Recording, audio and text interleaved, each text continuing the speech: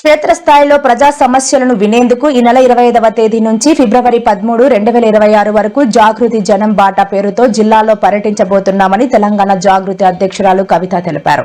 జూబ్లీహిల్స్ లోని జాగృతి కార్యాలయంలో జాగృతి జనం బాట పోస్టర్ను ఆవిష్కరించారు.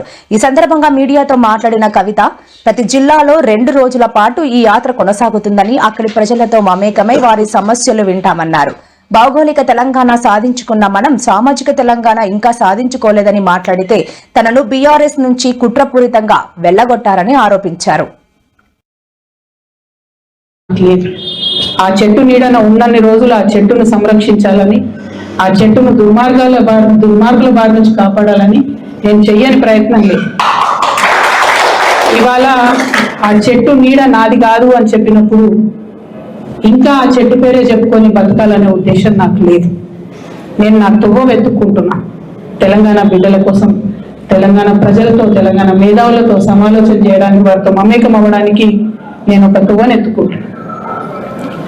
వారి ఫోటో పెట్టుకొని పోతే నైతికంగా నా విలువ ఉండదు.